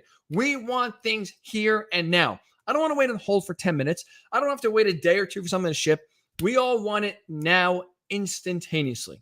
So patience truly is a virtue, but patience has also gone by the wayside. When it comes, though, to name, image, and likeness in college sports, though, I do think here it's extremely hard to say and even harder to practice. I get it. We all need to exercise patience when it comes to NIL. It's the Wild West right now. I get it, right? Money's being thrown all around. Kids are entering the transfer portal left and right. Kids are now, I don't want to use this word, but there's really no other way to describe it. Kids are now trying to hold schools hostage in terms of trying to get the most money possible and threatening transferring if they don't get a better NIL deal. I get right now it's just total chaos. But if we exercise patience, and this is going to be a long, patient process, if we exercise patience for, I think, 2 to 3 years, let things play out, let things run its course, let some players cash in big time, let others bust out and have investors make big mistakes, I think time is going to heal NIL here and almost serve as a market correction. We need to exercise patience, let things run its course for 2 or 3 years, and the market will adjust. Now, this week, the reason why NIL is back in the news and the reason why it's such a big topic is because Jordan Addison, the standout Pitt receiver, Biletnikoff Award winner as the greatest or the best, I should say, receiver in college football this past year. He had 100 catches, almost 1,600 yards, 17 touchdowns. He entered the transfer portal this week. And the thought behind it is that he wants more NIL money. Now, he says it's, in order to put him in the best position to be the best draft prospect he can this time next year. But what's really setting the college sports fan into a blaze here, I guess, if you will, is that there is believed to be tampering by USC. Jordan Addison is from the Washington, D.C. area. That's where he went to high school. Well, so did USC quarterback Caleb Williams. Caleb Williams, as we know, one of the most polarizing and well-known players. He was at Oklahoma last year. Lincoln Riley leaves, and Caleb Williams follows him to Southern California. But now, USC has been extremely active in the transfer portal, getting kids coming from all over the place. They want to play with Lincoln. They want to play with Caleb. And now Jordan Addison could be the latest one to join Caleb Williams in Southern California. Look, this is going to be the future. This is going to now be what college sports is like. It's going to be the NBA offseason. I hate to say it because I don't personally like it. I think it's unfair to colleges. I think it's unfair to coaches, especially. I know, that's a loaded question. I get there's a lot that was unfair to the players, so I'm not against player empowerment. I'm not. It's just the reality. Tampering is going to happen. Just like tampering happens in the NBA, where all of a sudden free agency starts and 3 players decide, I'm forcing trades out. I'm going to go play with this guy here and here. We saw all of a sudden Kawhi Leonard goes, I'm not signing with the Clippers until what?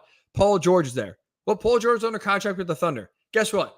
Paul George got his way out of Oklahoma City and got to LA very quickly. Tampering happens because everyone in the NBA is friends. And as soon as you want to play with someone, doesn't matter what your contract is, doesn't matter what your team says, you are most likely going to play with them. And tampering is going to happen in college sports, especially college football, and the transfer portal because everyone is friends. Everyone plays 7-on-7 against each other. Everyone, plays high school football against each other. So we're going to see more cases like Jordan Addison, where he has a tremendous year. He goes through spring ball. All of a sudden, Caleb Williams is in his ear. Hey, man, look, we're both from the same area. Look what I got cooking out here at West. Come here. Your quarterback, Kenny Pickett, just got drafted. Come play at USC. We'll get you ready for the pros, and also maybe we'll win a national title. I really hate it. I don't like the tampering, personally. I think it's a little unfair to schools and coaches, but this is what college football and college basketball are going to be. There's going to be a lot of tampering going on. There's going to be a lot of kind of behind closed doors deals. There's going to be a lot of players recruiting other players to come play with them. That's just the reality. That part's not changing. There's a deadline. May 1st is the latest you can be put into the transfer portal and be eligible for a free transfer to play next year. The only solution is maybe pushing that date up, April 1st, March 1st, in order to curb some kids transferring this late in the process, like Jordan Addison potentially is. He's in the transfer portal. He says he's not leaving Pitt. He could still return. He's weighing his options. But maybe the only thing I could say that could change that is by upping the date and pushing it earlier in the year. Then it gives less kids or less flexibility if you want to transfer or not, and maybe curbs tampering a little bit. That part's not changing. But what I do think will change in 2 to 3 years from now is NIL. Is going from the wild, wild west to the New York Stock Exchange, to the stock market. Because guess what? Right now, money's being thrown everywhere, right? But you let things run its course, kids are going to learn. More importantly, boosters and or investors and small business owners are going to learn. Investing your money in an 18-year-old kid, not the wisest investment. Not exactly the best bang for your buck. So while, yes, right now boosters are throwing money left and right. Jimbo Fisher is being accused of having a $30 million fund for all his incoming recruits, and that's how he got the literal, according to recruiting rankings, the greatest recruiting class in history. You hear about a Tennessee player who, a 5-star quarterback, is getting $8 million in an NIL deal. You see big money being thrown around to lure kids to a respective school or not. Well, it's happening now. Well, it's out of control now. That's not going to be the norm 2 or 3 years from now, because guess what? More times than not, these, I will call them investors, these boosters, these small business owners that are local, that are, signing these deals with players, they're going to get burned. Look, they're 18-year-old kids, right? Are they the most stable in the world? No. Do they have their mind made up? No. Are they guaranteed to pan out? No. The more people get burned with their money, the less willing they are going to be moving forward to dish it out, and the more cautious they are going to be in giving deals out. Perfect example, Quinn Ewers. Quinn Ewers was the highest quarterback prospect that was supposed to be in this year's recruiting class. He actually graduated early from high school and enrolled early at Ohio State.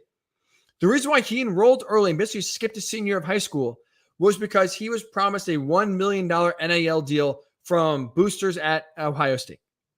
She was going to get paid $1 million to go to Ohio State. Do you know where Quinn Ewers is now? 1 year later? Texas.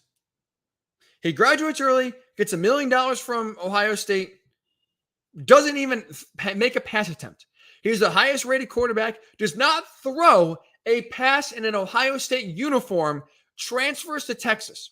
Do you really think that an Ohio State booster now is all of a sudden the next quarterback recruit that's hot and going to come to Ohio State is going to be throwing him $1 million? That's a wasted investment. He was there for 4 months. He transferred. He got out.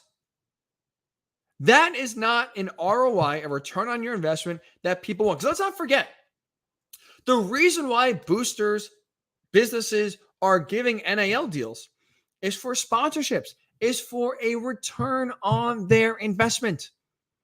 If you're that Ohio State booster who gave Quinn Ewers that $1 million NIL deal, or maybe it was a few, right? A few different businesses that partnered with Quinn Ewers, and total was $1 million. Let's just say someone offered him $500K. You market this drink. You market this, right?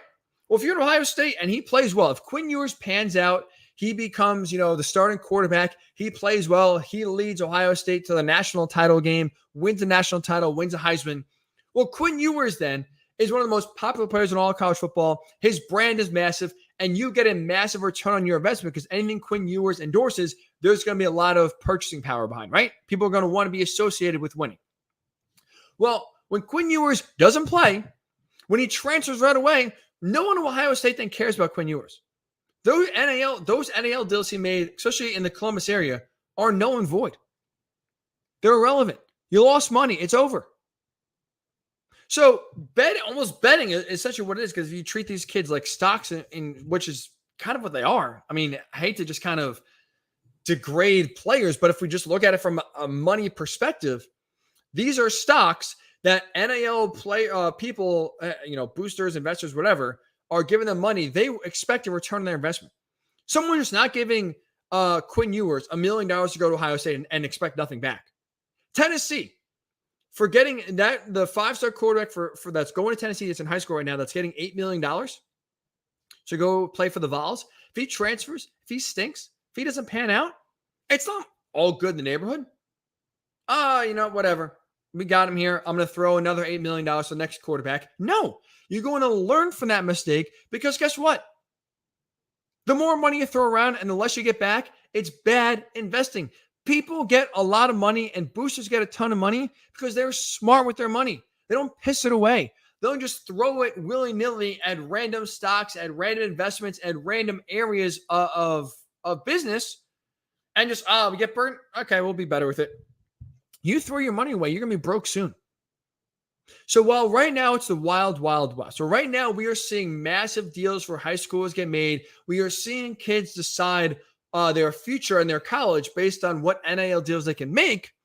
Right now it's the wild west. Right now coaches are freaking out. ADs are freaking out. Schools are freaking out. Fans are freaking out. It's not going to be this way. If we exercise patience, if we let the mistakes happen, people are going to learn from them. All of a sudden, instead of paying $1 million, let's say a high school senior, to come to your school, well, if you're a booster, you're better off spending $1 million for someone who's already there, who's developing in front of your eyes and playing well. Like if we could go back in time,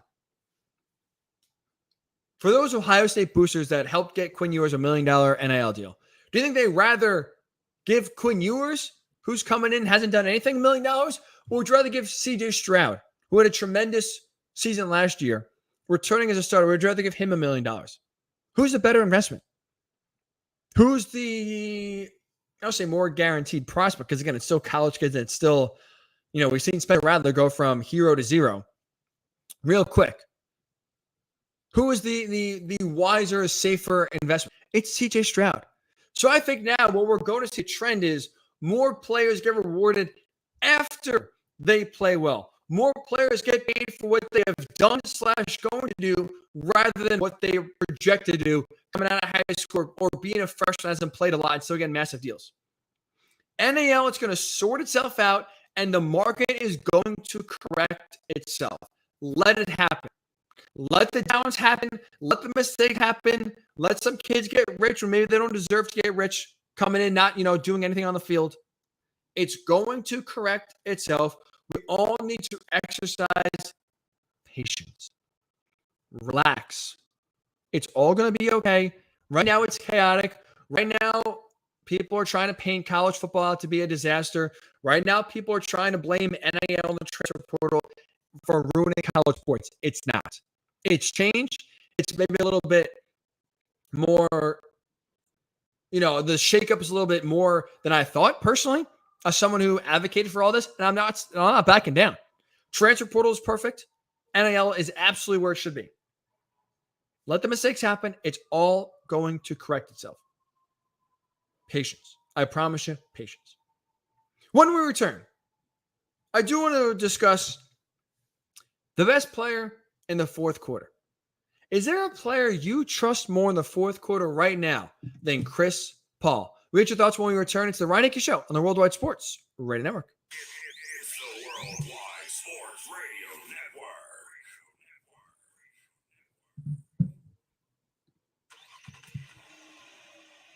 Of course my kid's in the right car seat.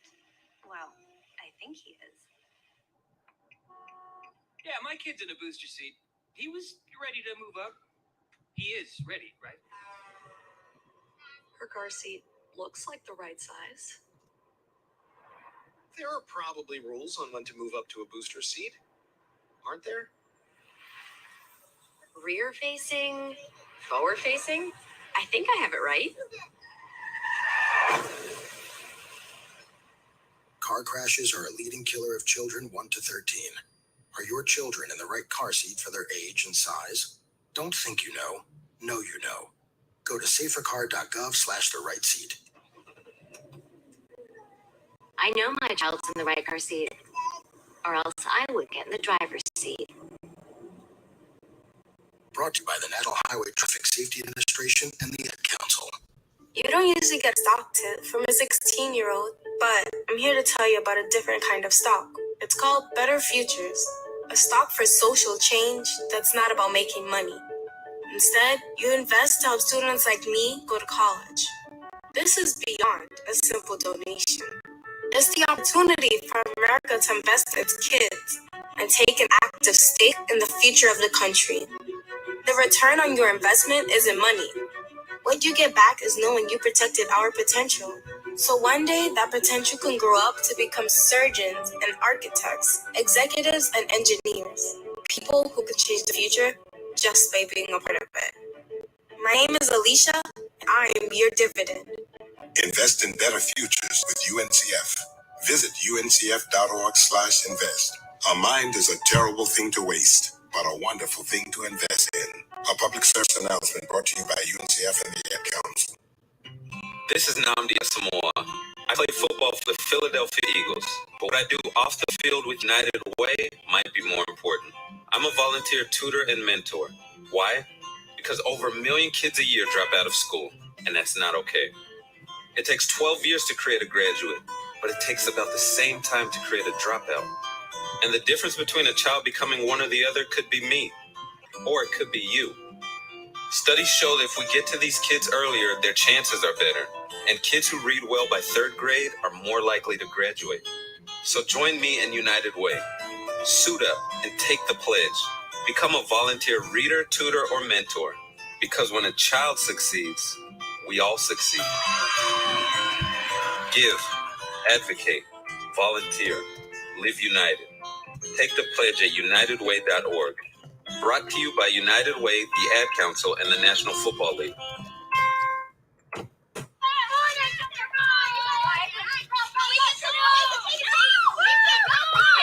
They'll challenge your authority. They'll try to break your will. They'll push you to the edge of your sanity. Because that's what kids do. But this car is your territory, not theirs. Defend it. Who makes the payments? Who cleans it? Who drives it? You do. That's who. And in here, your word is law. So when you say you won't move until everyone's buckled up, you won't budge an inch. Until you hear that click. Never give up until they buckle up. A message from the National Highway Traffic Safety Administration and the Ad Council. For more information, visit safercar.gov/kidsbuckleup. Let's go inside the mind of a 10-year-old. I should have worn those earrings today. I like those earrings. Gabby has those awesome earrings. I need to ask her where she got those, but that's just what she would want me to do. I'll have Michaela ask her for me. Buckle up, Sarah. Yeah, but then Michaela will be like, why don't you just ask her yourself? That's just like Michaela. Sarah, buckle up. Michaela's such a great name. I wish I was called Michaela. There's like a dozen Sarahs in my class. Hey, we're not hitting the road until you buckle up, honey. Oh yeah, seatbelt. I forget sometimes because my brain is like busy, you know? I wonder if there's pizza at school today. Sometimes it can be tough to get through to your kids, but it's not impossible. Always make sure they're wearing their seatbelts, even on short drives. Remember, you have the keys, you have the power. Never give up until they buckle up. A message from the National Highway Traffic Safety Administration and the Ad Council. Visit safercar.gov/kidsbuckleup for more information. It's the Worldwide Sports Radio Network. Welcome back to the Ryan Hickey Show right here on the Worldwide Sports Radio Network.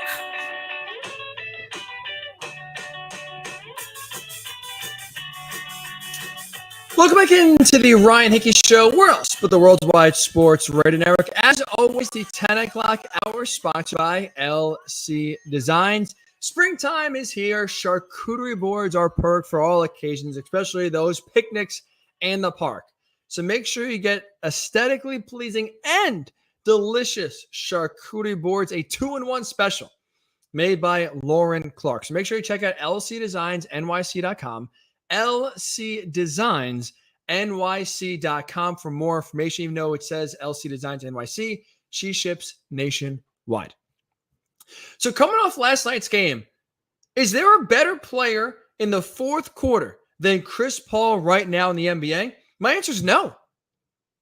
There's not a player in the NBA I'd rather have on my team leading me a close game than Chris Paul. He's the best fourth quarter player in the NBA, and that was on display fully last night in Game 2 against the Mavericks. Entering the fourth quarter, Luka Doncic is playing great. It's 89-83 Suns. 6-point lead for Phoenix, but a 6-point game going to the fourth quarter, that's anyone's game, right? It's a toss-up. It's the NBA. But Chris Paul left no doubt where this game was going to go and gave no opportunity for the Mavs to even have a chance. Heading into the fourth, what did he do right out of the start? Chris Paul dominates. Finishes the fourth quarter, 14 points in the fourth quarter alone, goes 6-7 from the field. And most importantly, scores or assists on the first 19 points of the fourth quarter. So he had a hand in the first 19 points of the fourth quarter for the Suns that immediately opened up the deficit for the Mavericks and ended the game right there. This went from a 6-point game to blowout in literally the span of 5 minutes because Chris Paul was doing everything to perfection. He was finding his spots on the floor, going to that patented elbow jumper that he automatically makes in his sleep, taking Luka Doncic off the bounce, hitting a three-pointer, setting up his teammates for some open looks. Defensively, getting in the head of Jalen Brunson, causing an offensive foul that, again, fed the momentum and fed the crowd even more. At that point, it was already rocking, took it to the next level. Chris Paul makes all the winning plays you want on your team, and you want a player to make in the fourth quarter in clutch time. That, for me, there's no player. Giannis, Jason Tatum, Kevin Durant, LeBron James. You can go down the list. Donovan Mitchell, like any player in the NBA. There's not a player I want running my offense in the fourth quarter in clutch time more than Chris Paul. And you look at this postseason, right? The NBA postseason, there's been a lot of parity. And as we know, these games get tight. You want your best players playing their best in the fourth quarter. That's where a lot of these games are decided. Chris Paul in the fourth quarter of this postseason is averaging 10 points a game in the fourth quarter alone, shooting 64% from the field in the fourth quarter. He has been tremendous. He has always saved his best for the end. And the confidence, the swagger he plays with in the fourth quarter, it's infectious. It bleeds to the rest of the team. That's why these Suns are the best clutch team in the NBA. They played in 42 games this season that entered clutch time, which is a 5-point game with 5 minutes left to go in the fourth quarter. So again, a toss-up where either team can win. The Suns, in 42 games this season in clutch time, are 33-9.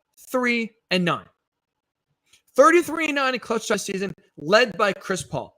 He knows what he's doing. He knows how to get to his spots. He knows how to dissect defenses and take advantage. On the defensive end, he knows how to make those small plays, whether it's a steal, whether it's getting in the way for a charge, whether it's drawing an offensive foul.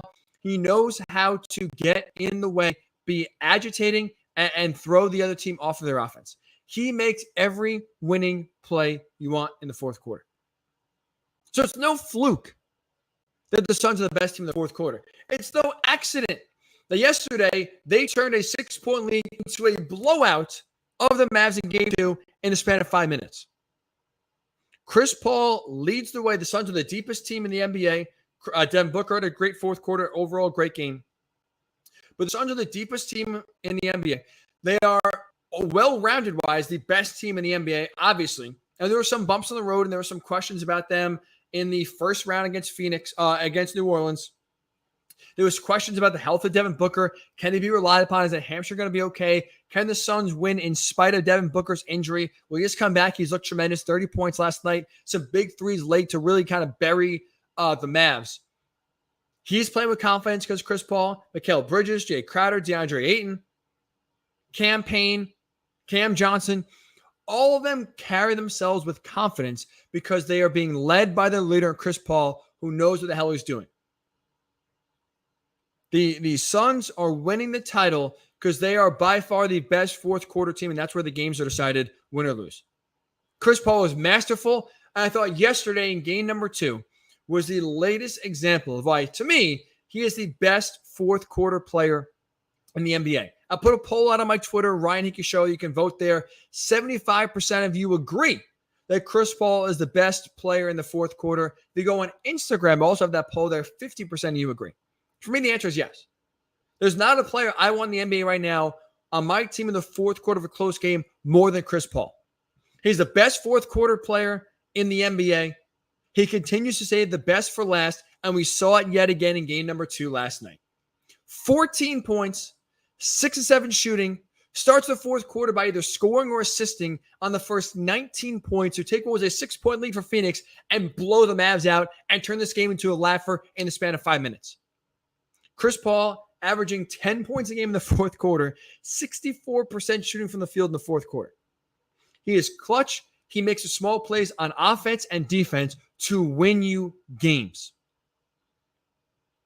The Suns are winning the title because they, to me, are the best fourth quarter team in the NBA, and they are led by the best fourth quarter player in the NBA, which is Chris Paul. We saw that on full display in game number 2 last night.